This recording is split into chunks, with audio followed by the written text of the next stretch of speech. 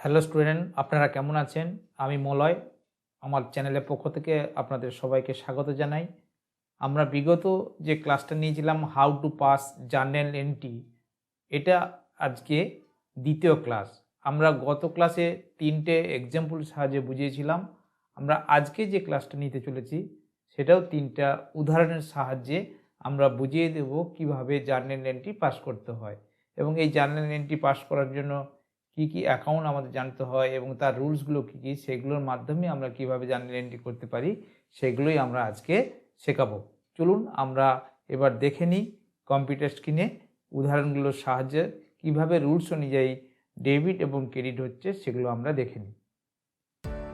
দেখুন, এখানে 4 নম্বর যে উদাহরণটা দেওয়া আছে, উদাহরণটা কি বলেছে যে cash ব্রট in as a capital of business in cash rupees 2 lakh. অর্থাৎ বিজনেস শুরু করার জন্য ওনার তার বিজনেসে ক্যাশ ইনভেস্ট করেছে 2 লাখ টাকা। অর্থাৎ মালিক যদি বিজনেসে টাকা ঢালে বা টাকা ইনভেস্ট করে সেটাকে আমরা ক্যাপিটাল হিসাবে ট্রিট করি। অর্থাৎ মালিক এবং বিজনেস দুটো সেপারেট এন্টিটি।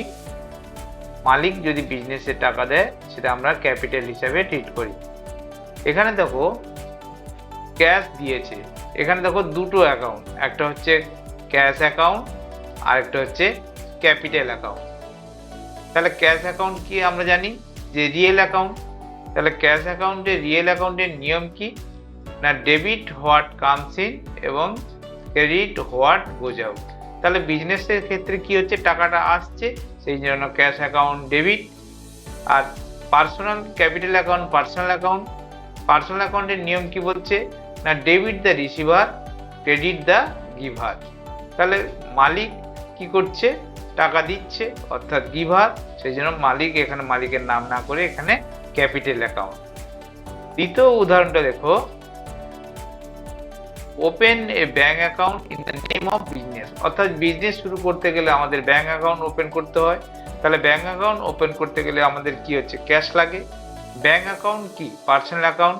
পার্সোনাল অ্যাকাউন্ট নিয়ম কি, debit the receiver credit the giver. তাহলে ব্যাংক অ্যাকাউন্ট যদি পার্সোনাল অ্যাকাউন্ট হয় তাহলে ব্যাংক অ্যাকাউন্ট পার্সোনাল অ্যাকাউন্টে ডেবিট দ্য রিসিভার, সেই জন্য ব্যাংক অ্যাকাউন্ট ডেবিট।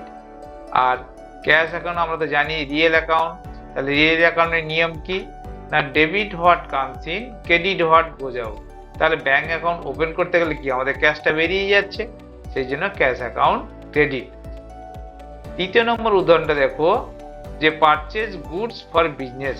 অর্থাৎ বিজনেস শুরু করতে গেলে আমাদের গুডস পারচেজ করতে হয়, অর্থাৎ বিজনেস সংক্রান্ত চালাতে গেলে আমাদের গুডস ক্রয় করতে হয়।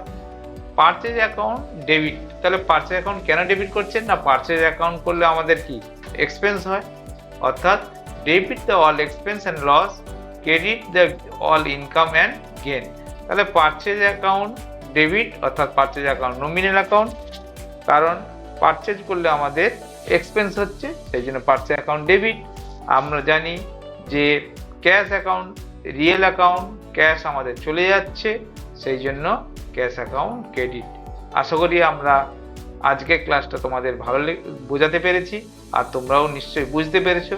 যদি বুঝতে পারো তাহলে তোমাদের বন্ধুদের মধ্যে শেয়ার করো। আর কেউ যদি আমার ওই চ্যানেলে প্রথমে এসে থাকে তাহলে অবশ্যই সাবস্ক্রাইব করতে ভুলো না। ধন্যবাদ।